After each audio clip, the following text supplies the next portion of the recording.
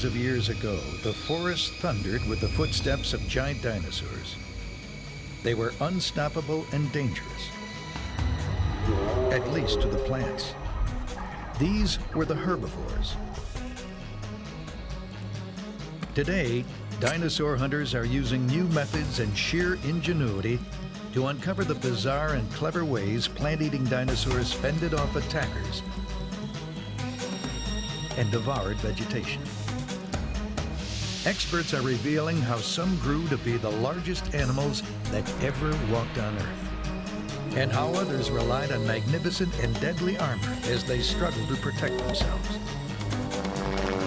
As scientists probe deeper, they're finding out why these seemingly harmless plant eaters were the most plentiful and diverse of all the dinosaurs. Big or small, they ruled the land of the giants.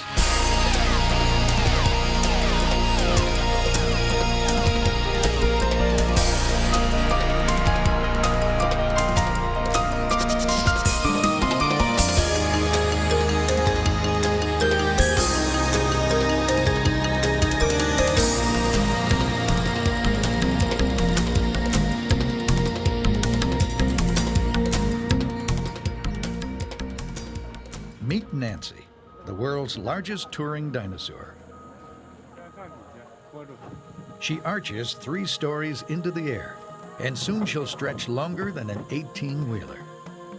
Then she'll be center stage at DinoFest International, a traveling dinosaur exhibition. But first, a road crew must finish unpacking her 250 bones. More than half are real, discovered in Mongolia by a Chinese expedition. The rest are life-size casts.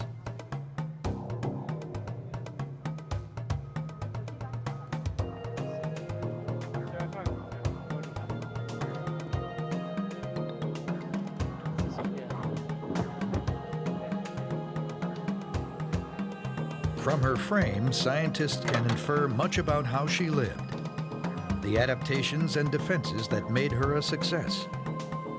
Her great size was her best weapon and most useful attribute. 8-foot ribs once walled in a stomach so big that massive amounts of food might spend days inside, being converted to energy. Long legs as thick as tree trunks could carry her crushing weight for miles with minimal exertion.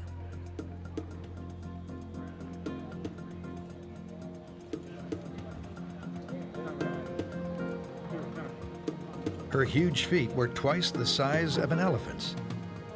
As they pounded the ground, they left a trail of craters revealing clues to the way she moved and where she went. Nancy's one of a group of the largest dinosaurs called sauropods.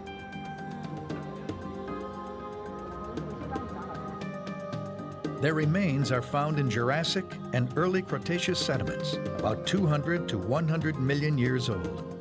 That's when they were the dominant plant-eating dinosaurs. Sauropods had a variety of features that fell between 2 extremes. On one hand was Diplodocus. It had a long tail, relatively short front legs, and slender pencil-like teeth. On the other was Brachiosaurus. Its front legs were taller, tail shorter, neck more upright, and it had broad spatula-like teeth. Nancy was more like a Diplodocus. Found in the Middle Cretaceous, she was the last of her kind. None were mental giants. Perched atop the long neck was a small skull, which encased a brain estimated at about 1/4 the size of a cow's.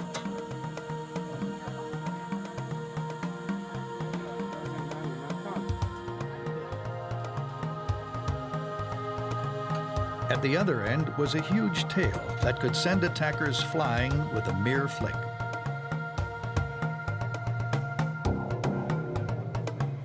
What were these giant dinosaurs really like? How could an animal get so big? It's a puzzle that challenges scientists. While some rely on cutting-edge technology, others seek answers from surprisingly simple experiments. At Indiana-Purdue University, paleontologist Jim Farlo uses a method to estimate just how much sauropods weighed. He starts with a model of the dinosaur. Its precise proportions are based on fossil evidence and scaled down.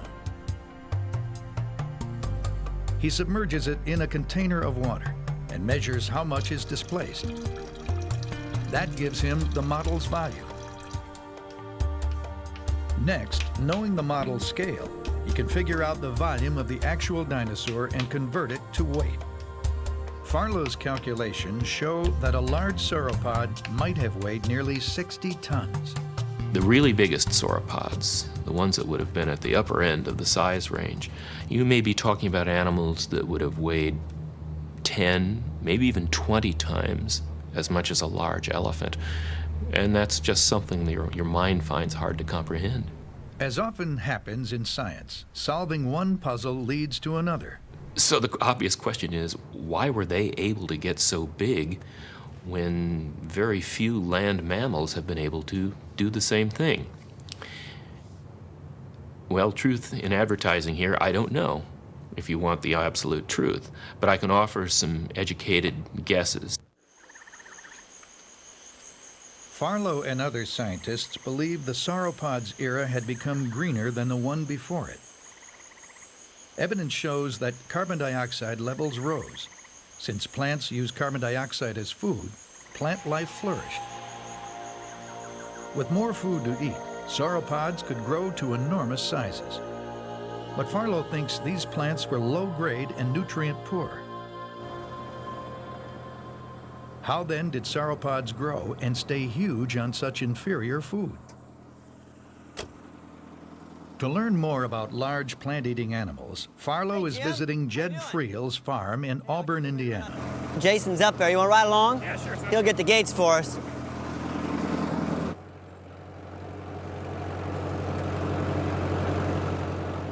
Jed raises herds of today's most famous plant eaters, cows.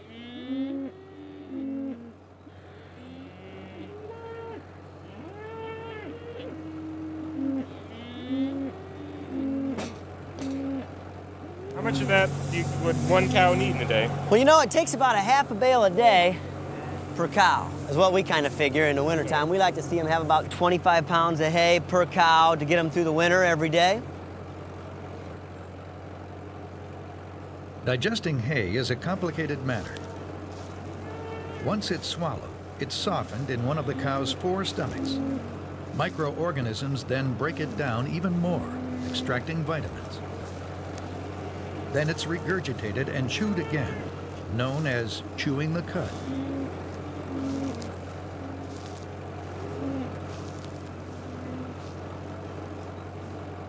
Sauropods also had help digesting.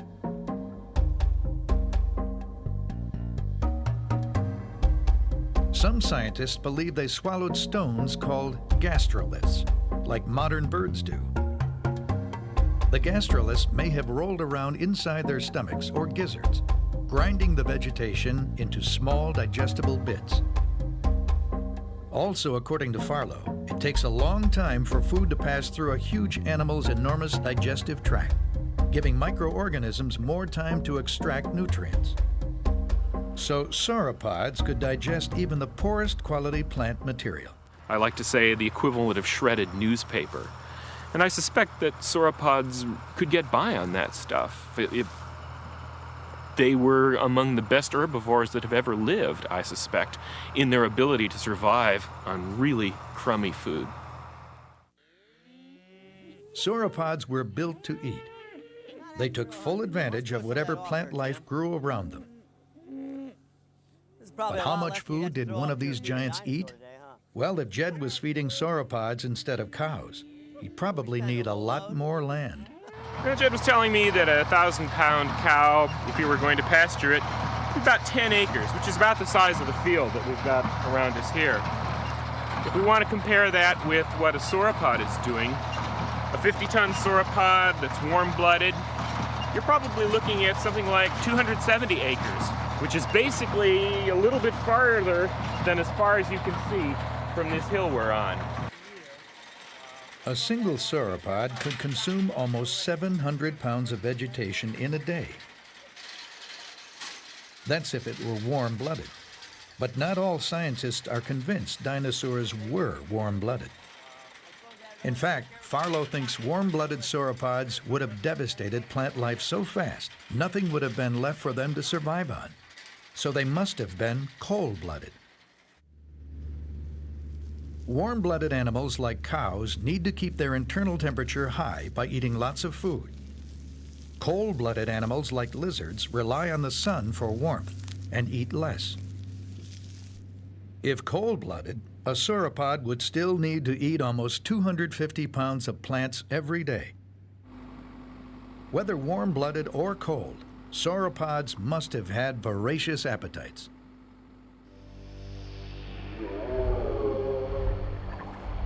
They ambled through forests, devouring the scenery. With each thunderous step, they left a trail of clues hinting at their behavior. Tracks that are now being uncovered millions of years later by a new breed of dinosaur expert.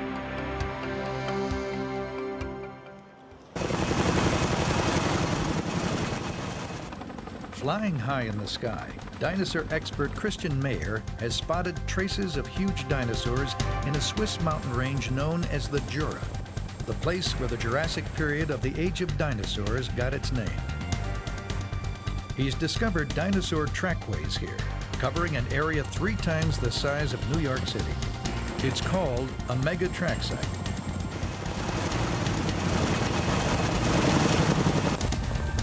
Mayer knows that bones can tell a lot about anatomy, but only tracks can reveal clues about the movements of dinosaurs.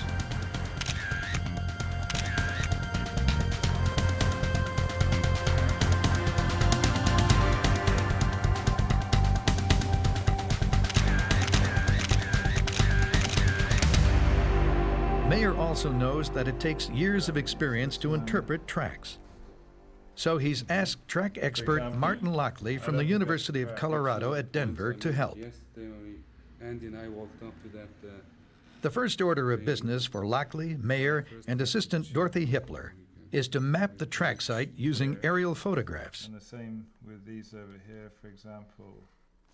They examine the photos to establish the pattern and direction of each trackway, which holds clues to the dinosaur's behavior. But sometimes, irregularities in the rock can masquerade as dinosaur tracks. Some of these look like tracks, but they're not. So for every good track, there's probably at least one bad one. So there are probably 4 or 5. So far, Mayer has discovered nearly 15 separate trackways scattered throughout the mega track site. But how did they get here? In the heart of the Jura Mountains. The answer lies in a layer of rock that formed 150 million years ago in the Jurassic period. Back then, the geography here was very different. The continents were just beginning to move apart from the single landmass they had once formed, known as Pangaea. The Jura Mountains were a level shoreline of a now vanished ocean, the Tethys Sea.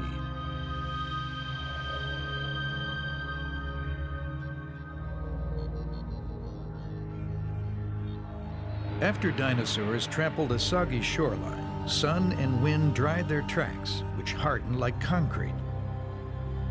The next rainstorm or flood deposited a layer of sediment over the tracks, preserving them. Then, 15 million years ago, as the land masses continued to shift and collide, the shoreline was pushed upward, forming mountains. Sediment covering the tracks eventually eroded, revealing the fossilized prints. Today, Christian Mayer and his team of trackers are piecing them back together step by step. Oh, that slab is still dry, that's okay. Among his most recent discoveries are trackways at a quarry near the town of Moutier. Yeah. I wanted to set the rope up there where the casting people come. But take the oldest one. Andy, if you have the After bag. the aerial photographs, the team must examine the tracks up close. So they've pounded rappelling bolts into the rock to pull themselves up.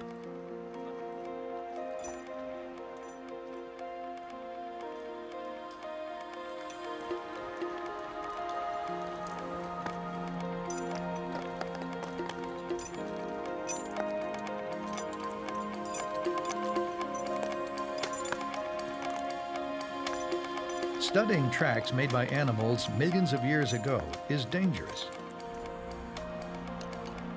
To Martin Lley, the risks are worth taking. He's after the thrill of the hunt. It really is like being a tracker of modern animals. It's like following a creature that passed by yesterday sometimes. You feel it's much more recent, you know, time doesn't mean anything. You're following a Jurassic animal one day, you're following a recent animal the next day. Clinging to the rock, Martin and Dorothy give each massive footprint individual attention. To the trackers, the footprints are snapshots of living, breathing creatures. And we're used to thinking of dinosaurs as skeletons, but these are the evidence of the living animal in motion. People have referred to them as motion pictures of dinosaurs, so they're a very dynamic type of evidence. We can see with the sauropod track, for instance, it had a big fleshy foot like an elephant. So the first thing we learn is the shape of the feet, not the shape of the bones in the foot skeleton that we see in the museum, but the actual shape of the feet. The prints are scrutinized to identify the kind of dinosaur that made them. These impressions lack fine detail, but their round shape and large size, up to 3 feet across for the hindprints, show that they were made by the burly footpads of sauropod dinosaurs. Next, stride length is measured to figure out how fast the dinosaur was moving. The prints of a slow-moving animal are fairly close together. As it accelerates, its stride lengthens. The distance between the prints and average leg lengths known from skeletons are used to calculate speed. Mayer has determined that these massive creatures were sauntering at about 5 miles per hour, the average walking speed of an elephant. Track sites like these have also changed the way we think about sauropods. When their bones first appeared in the 19th century, scientists speculated that the creatures they belonged to lived in swamps. Water must have provided the buoyancy necessary to carry such enormous weight. And because it was thought that dinosaurs were related to reptiles, some believed they crawled low to the ground, dragging their tails like crocodiles or lizards. But trackways have told a different story. The lack of tail drag marks shows that the animals walked with their tails in the air. The narrow width between each footprint shows they walk with their legs directly beneath their bodies, like modern elephants, a stance that could support their tremendous weight without the help of water. Until now, mapping dinosaur tracks has been a low-tech operation.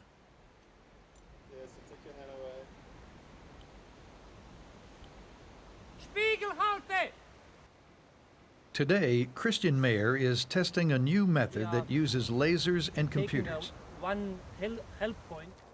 The device fires a beam of light to a small reflector placed in a footprint.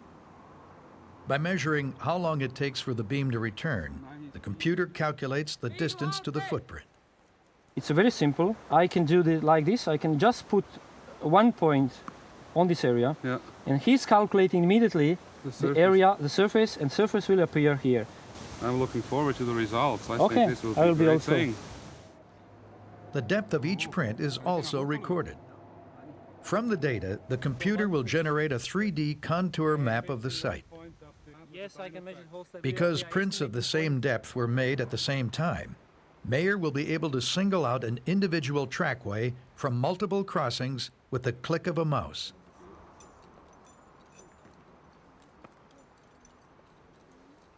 The new equipment promises to speed up the process of mapping trackways.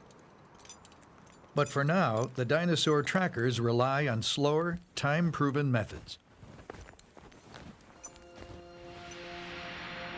After photographing and measuring the track site, a better picture of what the giant dinosaurs were doing at the ancient shoreline is emerging. The surface of the wall appears to be trampled over many times.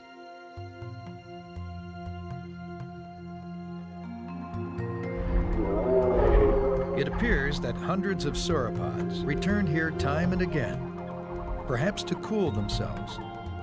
Or maybe lush vegetation along the banks provided a favorite feeding place. As dinosaur trackers follow in the footsteps of giants, active roaming dinosaurs seem to come to life.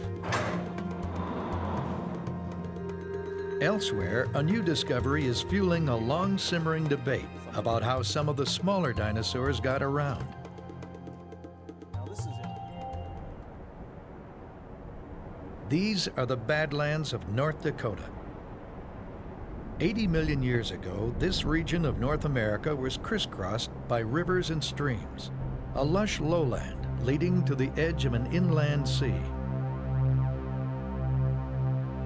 Throughout this land roamed the most exotic of plant-eating dinosaurs, Triceratops. They lived from about 100 to 65 million years ago, at the end of the final period of the dinosaurs, the Cretaceous. Like most other dinosaurs, they were smaller than the sauropods, but they were large animals in their own right. Some grew as big as a bus. Triceratops was a member of a family of dinosaurs called ceratopsians, creatures armed with a variety of sharp horns and large fan-like shields. But beneath all that remarkable armor is a heated debate that has simmered since these creatures were first discovered. How did they stand? It began in 1896, when the first known illustration of a ceratopsian skeleton appeared on a poster of specimens from Yale's Peabody Museum. The creature was shown with its front legs straight underneath, in an upright stance, like a rhinoceros. But it was a guess. Fossils from several discoveries were combined because a complete skeleton had not yet been found. In the same year, a Triceratops skeleton was mounted by the Smithsonian Museum. Also a composite, it was shown in a sprawling stance, front legs bent crocodile style. To many, an upright stance implies an agile, warm-blooded dinosaur that could charge attackers. A sprawling stance means an animal that's slower, more reptilian, and possibly cold-blooded. With no way to resolve the issue, ceratopsians have been depicted both ways for years. Now a remarkable discovery may end the dispute.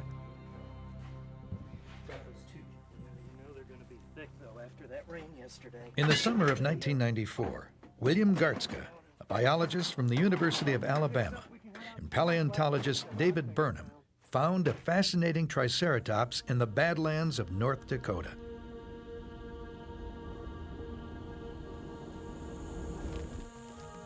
Gartzka had spent weeks scouring the land for dinosaur remains.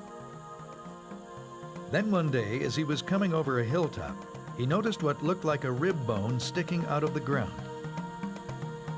He contacted Burnham. They put together a crew and set up a dig site. As more and more bones were exposed, Gartzka and Burnham realized they had stumbled upon the most complete Triceratops skeleton ever found. Over millions of years, dinosaur skeletons tend to get broken up and the bones scattered over a wide area.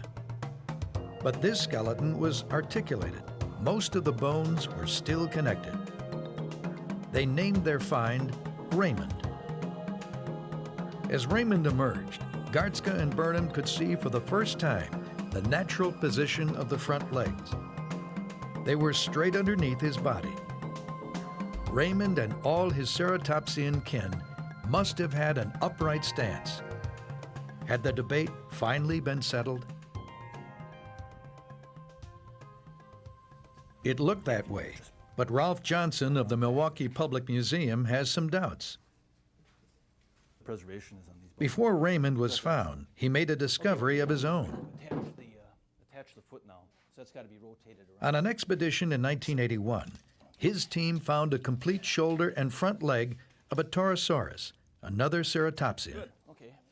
Hang on. Back in the museum, he devised an ingenious way to test how the bones fit together. He made plastic casts of them, which he connected with metal joints. To simulate muscles, he used elastic straps, affixing them where the bones showed evidence of the actual muscle attachments.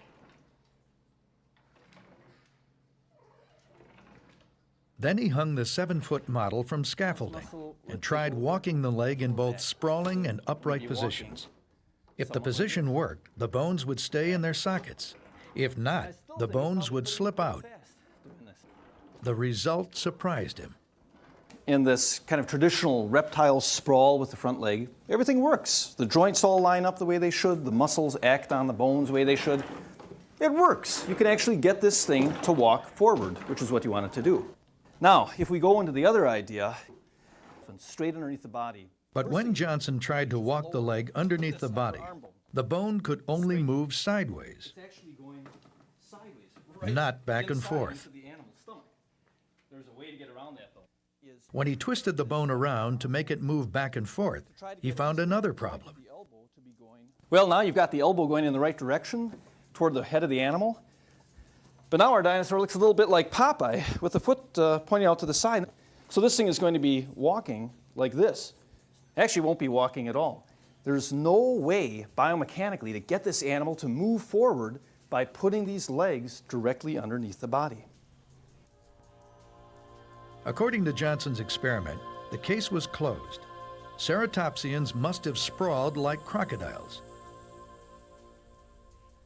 But where does that leave Raymond, Gartzke and Burnham's prized discovery?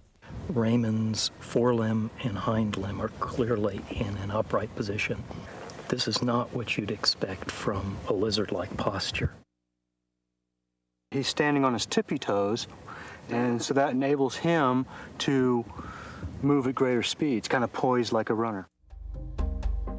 In Johnson's version, the shoulder blades are pulled back, enabling the legs to sprawl. But when Gartzke and Burnham uncovered Raymond, they found his shoulder blades much farther forward, allowing his legs to be pushed under the body, an upright stance. Johnson's impressed, but not ready to give in yet. Raymond's bones await further study. Once scientists have had a chance to thoroughly examine them, then the question may be settled. Johnson's already confident about the results. And I'm glad about Raymond because it's a complete leg. It even has the bones in the hand. We know it's from one individual. And now what they can do is actually try to put those legs together, to put those bones together. And I'm pretty confident that they're going to find that once they try to articulate those bones, get the balls and sockets to line up, that they're not going to be able to get them underneath the body. And you can see here with a stance that hints at his behavior, Raymond clutches the secret to how his kind lived. Meanwhile, innovative use of medical technology is revealing how a dinosaur 80 million years older may have died. Stegosaurs were innocent-looking dinosaurs that feasted on Jurassic vegetation about 145 million years ago. But should the need arise, these generally docile creatures had the equipment to defend themselves against predatory dinosaurs. Plates along its back intimidated enemies by making the stegosaur appear larger than it really was, and lethal spikes at the end of a powerful tail could fend off the toughest opponents. But even though the spikes were as lethal as daggers, it seems they could also be a point of vulnerability. July 1992. At a remote location in Colorado, an unusual stegosaur skeleton was uncovered. Trapped at the bottom of a deep gully lay one of the most complete specimens ever found. With most of its bones still embedded in rock, it was prepared for transport out of the canyon. It'd be better to leave, Earlier in the excavation, paleontologist Ken Carpenter and his team discovered that the otherwise well-preserved skeleton had a deformed tail spike. It piqued their curiosity. But before they could study it, they'd have to get the stegosaur to the lab. As the final layer of rock was removed, the team faced a problem. The encased skeleton was too heavy to lift. Determined to get it out, they called in reinforcements. A U.S. Army helicopter was sent in to airlift the remains out of the ravine. They could then be taken to the Denver Natural History Museum, where Carpenter could give them a thorough examination.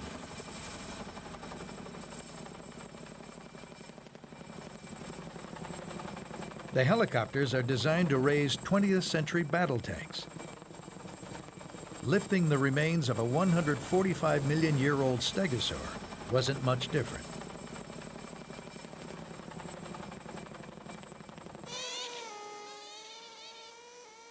Back in the museum's lab, technicians painstakingly removed the bones from rock.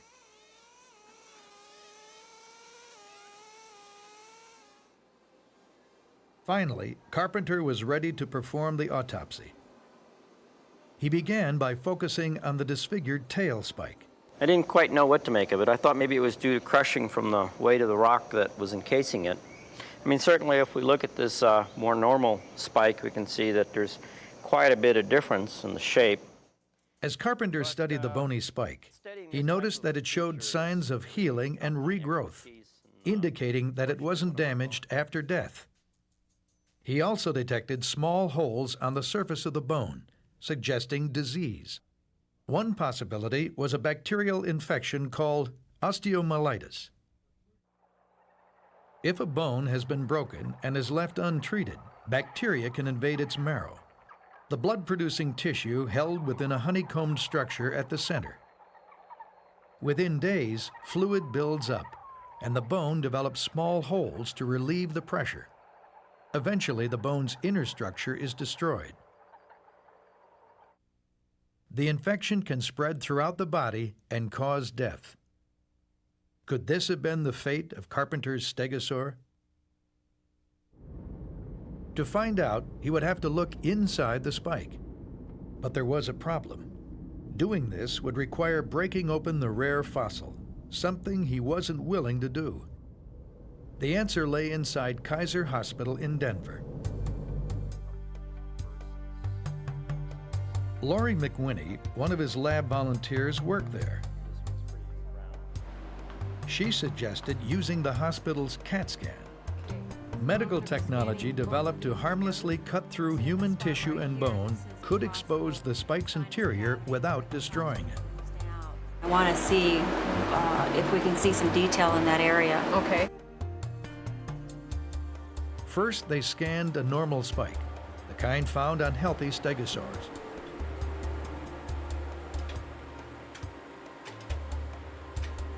Next, the deformed spike.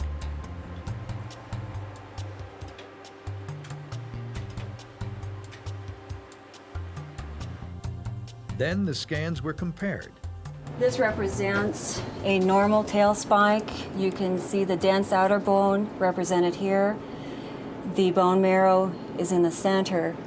This is a pathologic spike, and you can see the dense outer bone, but the bone marrow is no longer where it should be. In the infected spike, the honeycomb structure of the inner bone is gone, a clear indication that it was not crushed by rock, but destroyed by bacteria before the creature died. Now Carpenter can be quite certain the stegosaur suffered from osteomyelitis, possibly caused by a broken tail spike. But how did the dinosaur break its spike in the first place? It may have been a casualty of war. The weapons and armor of stegosaurs are clear to see, but dinosaur expert Bob Bacher has drawn some conclusions about the defenses of sauropod dinosaurs other than size that aren't quite so obvious.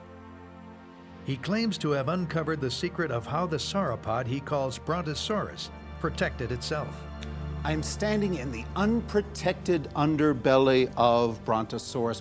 Right here, there's no bone, there's no cartilage, and above me would be this huge vat of sloshing digestive fluids. We had thought that if you bit Brontosaurus here, you could kill it. We thought that if Brontosaurus sat down hard on a rock back here, could injure its abdomen, but we were wrong. We have just found the first perfect set of Brontosaurus belly armor, rods of bone, up to 3 feet long, which were embedded in the belly muscle, right up here. And these rods of bone have big knobs on them, proving there were strong ligaments in the belly muscle.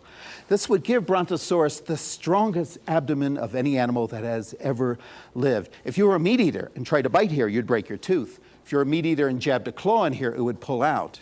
And if you're a Brontosaurus, these belly bones and muscles would keep your great sloshing gut stiff and firm if you wanted to move fast left or right, or if you wanted to stand straight up. You see, with a gut protected and stiffened like this, a Brontosaurus could go from all fours to straight up in a few seconds. But a Brontosaurus was huge. So strong belly or not, lifting its body off the ground required a few fancy tricks with leverage. Brontosaurus has a strange set of balancing organs. Now, the neck was hollow. All the bones were hollow. And here would be the lungs full of air.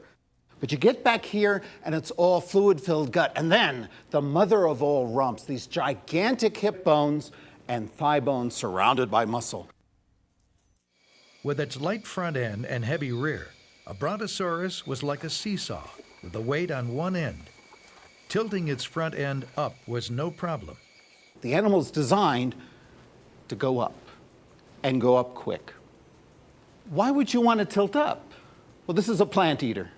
It lived in an environment where the summers were dry, nothing to eat at ground level.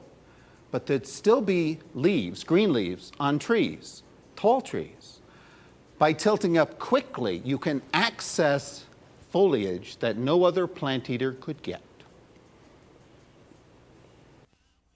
With its massive legs and long neck, Brontosaurus could reach perhaps 40 feet high. But that flexibility came with a price. This is the front end of Brontosaurus, and there are two problems here. They're related. Number one, the body is designed to tilt up. That's true. How are you going to get blood from the heart way up to the head? Seems impossible. Problem number two, this animal has a tiny brain, a smaller brain than its ancestors. Brontosaurus evolution was dumbing down. Are the two problems related? Yeah. See, Brontosaurus would survive better if it could rear up and get those plants. The only way to get those plants would be to remove the need for blood to be pumped up to the head. How are you going to do that? Eliminate the brain. In this case, reducing the brain was adaptive. Little brains don't need a constant flow of blood. This is a high-tech, successful, 40,000-pound moron. Perhaps, but not everyone agrees. There's an alternative theory. It goes like this. Brontosaurus had a heart so big it could pump blood up at the velocity of a fire hose. It could get that blood way up to the head, even when the head was held really high. But what would happen when the Brontosaurus lowered its head? The rush of blood would blow the skull off the rest of the skeleton. We may never know for sure how much heart a Brontosaurus had, but we do know that its kind were huge.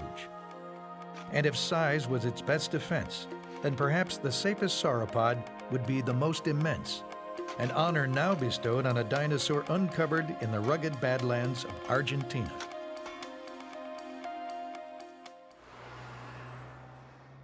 Below the equator, in a region of Argentina known as Patagonia, lies the small town of Plaza Juncal.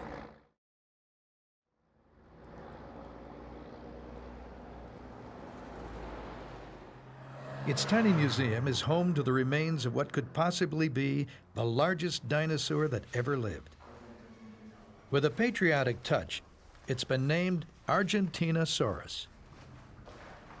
For the past 8 years, paleontologist Rodolfo Correa and his team have been assembling the bones of this previously unknown sauropod from the Cretaceous period.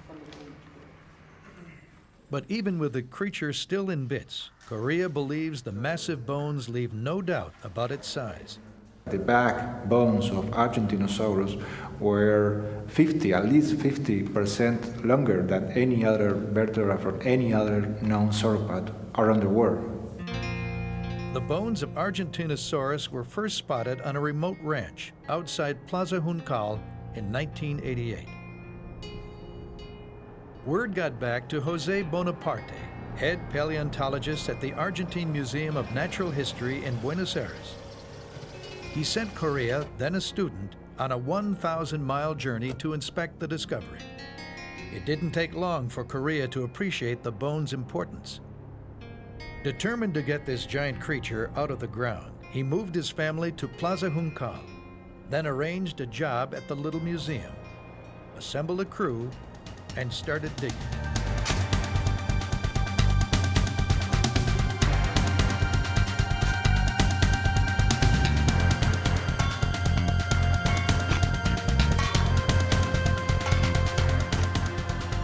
After many months of hard labor, he and his crew freed enough bones to begin taking them back to the museum.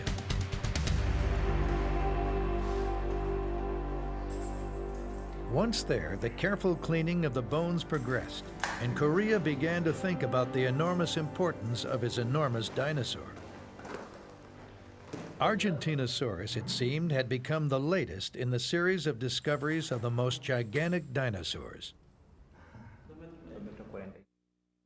It started a century ago, when dinosaurs were first being unearthed in the American West.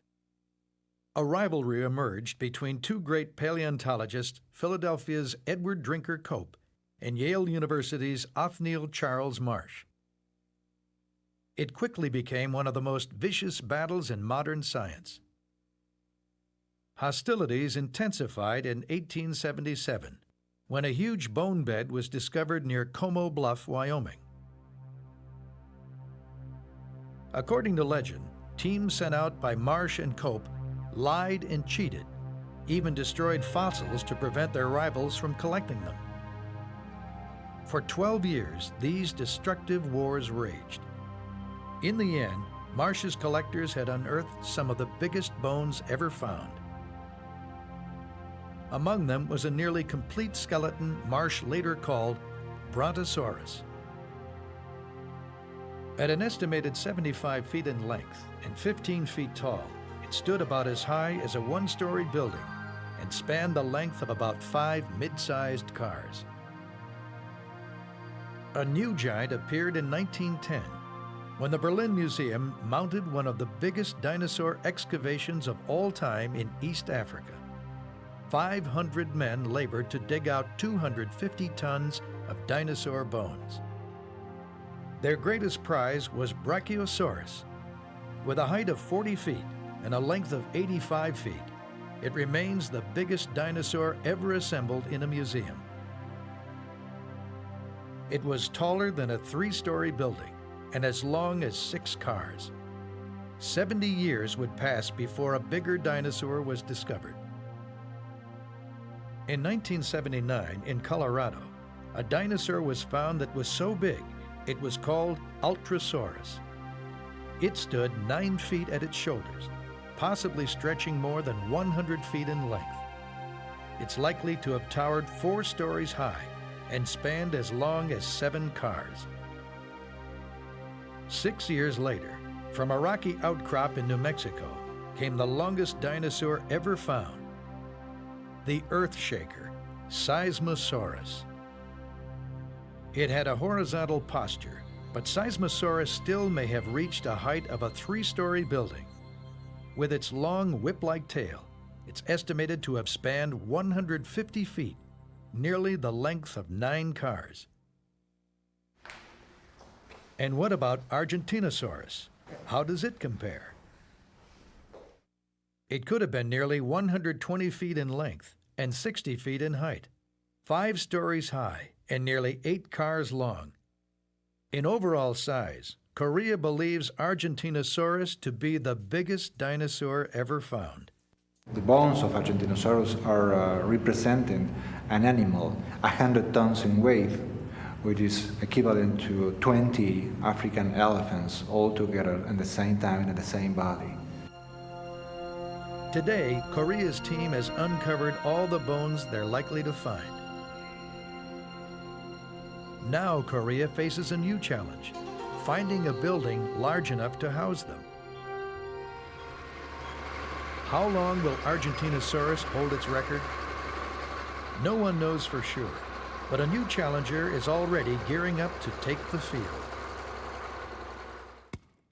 Dinosaur hunting used to mean digging vast amounts of earth to find fossils. Geophysicist Alan Witten from the University of Oklahoma hopes to change that. He's merged firearms and computer technology with geophysical knowledge and come up with a method to locate dinosaur bones deep underground.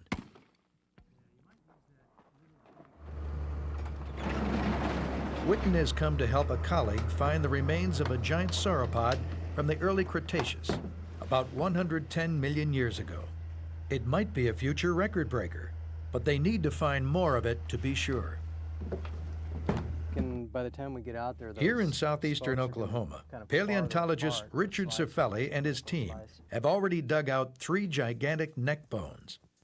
Our guess is that this bone here is about the 7th bone down in the neck, sort of towards the middle of the neck series.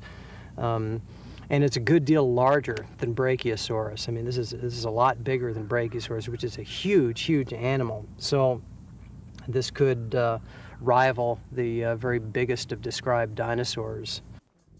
So how y'all making out down here? But just when Cifelli thought he might be on his way to discovering the biggest dinosaur ever, his luck ran out. We found this neck, and then it just abruptly came to an end. And so we're missing the vast majority of this huge, huge animal. Where is it? You can't just dig forever. It's just not practical. It was time to call in Alan Witten and his gear. First, the overlying soil must be scraped away and the ground flattened. Then Witten can start looking for more bones. He uses a huge 8-gauge shotgun mounted on wheels. When fired, it sends sound waves into the earth. The vibrations are detected by an assortment of buried microphones.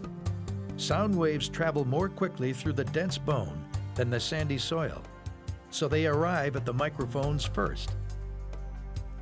A computer analyzes the patterns of waves, then reveals the location of the underground objects. With his device, Witten might just be able to tell Cifelli where to dig next. What I'm planning is to run the gun down the tape measure in this direction, shooting it every 2 feet, and what we'll get is a vertical slice, an image of a vertical slice right below this tape measure. Is that all right? With the array of microphones in place and signaling to the computer, Witten begins. His assistant stays with the computer to confirm transmission. Now, what do we have? Even with help from technology, it's hard locating dinosaur bones deep underground. But Witten won't give up so easily. He's brought along other devices. One of the most promising is ground-penetrating radar, or GPR. It's been used for years in archaeology, but now it's being adapted to paleontology. Instead of sound waves, GPR beams radio waves into the earth. Radio waves respond to the chemical composition of an object instead of density, and the results are easier to read. If the waves hit an object underground with the chemical composition of bone, they'll bounce back to the surface, showing up as an isolated blip on the computer screen.